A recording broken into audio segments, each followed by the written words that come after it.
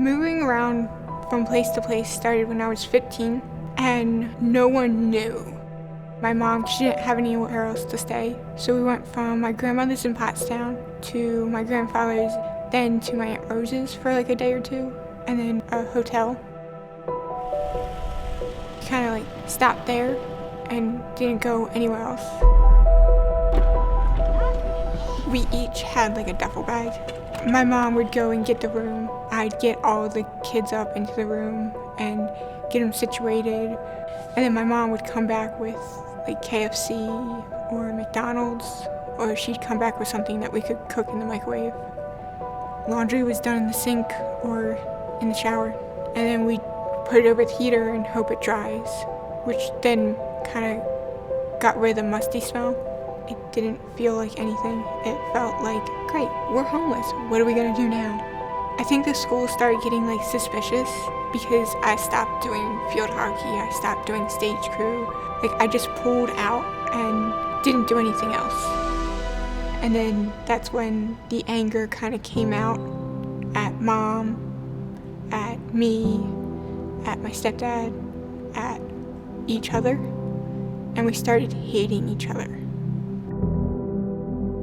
Kind of started being mature when I was 12 or 13, so I didn't really have the leisure of, I guess, being a kid. I couldn't go to parties. I didn't have the time to get involved in makeup like everyone else, or hairstyles, or even after school jobs, or getting a license. I was more focused on, did Savannah take her medicine today? Did Vicky do her nebulizer? Oh, did Mom sign that check for the electric bill? Or, we're gonna lose electric. So it just sucked my young life away. One of the things that helped me as a kid was school, learning, reading. I kind of had my head in the clouds a lot because it was easier and I could escape and just disappear kind of. I wanted to go see the world. I wanted to go find adventures and be Indiana Jones, find lost treasure and, leave a mark and then go out like a blaze of glory. Not in that Bonnie and Clyde style, but something. One of the favorite places I like to read is my Aunt Rose's porch because it's kind of there and you get a scenic view, but you're reading a book about someone chasing someone through the streets of Venice and trying to uncover secrets. And I know it's fake, but the more the problems mounted, the more I read, and the more I read, the easier school got, and the easier school got, the quicker I could leave.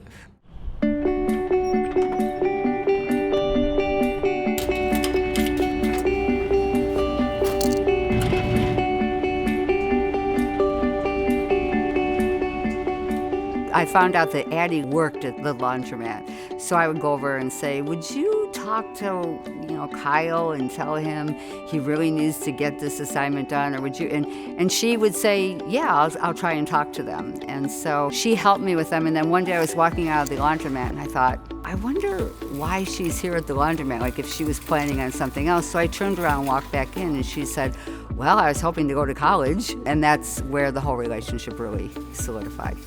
We needed somebody to work here. And here she was sitting at the laundromat every day, and I thought, wow, she could work with us. As soon as she came on board, she got the whole thing super organized.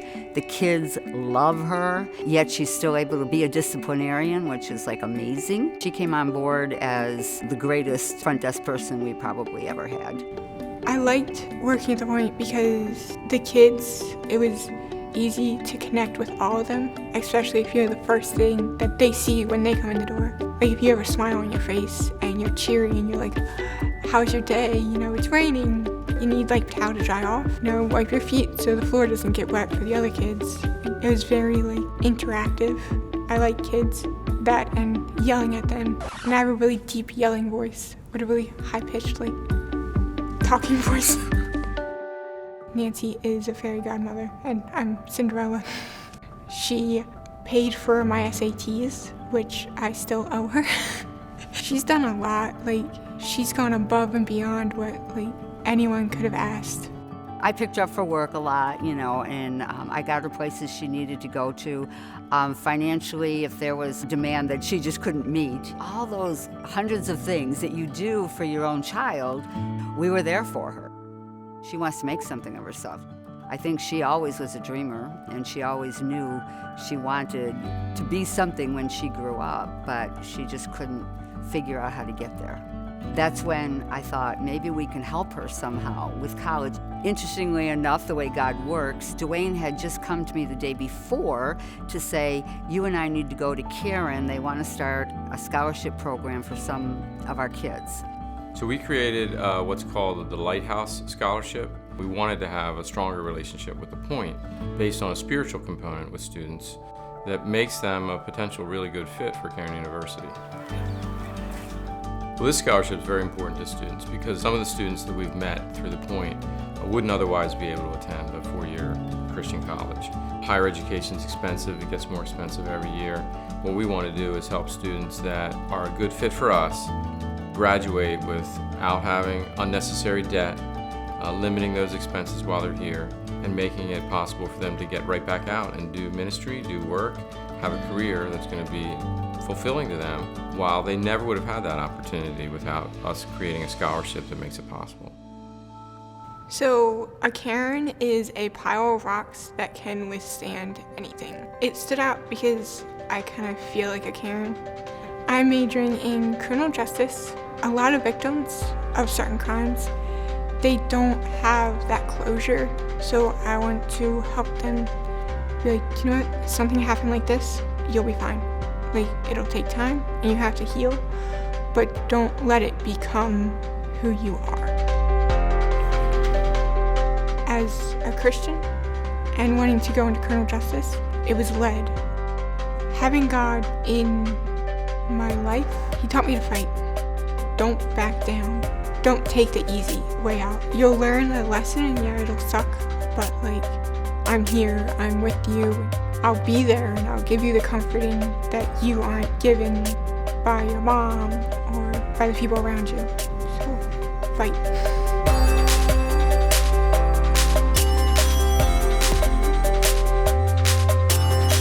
My first semester I got through 8 full-size shelves on campus, so that was maybe 1,000 books. And then the next semester I got through, I think 9, so like 1,500. My favorite thing would have to be the people that I meet. I didn't realize that I met like half the students there. I was going around like campaigning and they're like, oh yeah, you got our vote, we know you, you're great. I'm like, wait, what? So just meeting different people from different walks, it's really interesting. Seeing her so happy at Karen, she loves it. And she's succeeding, she's doing well. And so that gives us that sense of, wow, we were able to help her get there. And it's awesome. It's like watching your own child succeed. If it wasn't for Nancy, no college, no anything of what I have now, I don't think I'll ever be able to give back what she's given to me. I have no doubt that she's going to pay it forward. She paid it forward even before she had anything to pay forward. She was always a giver and always wanting to help. I think she had those qualities in her, for sure, and we were able to help bring them out, for sure. In 5 years from now, hopefully I'm graduating from college, working like a victim's advocate, somehow helping to make the world a brighter place because there's a guiding light, and I want to help add to that light in any way I can.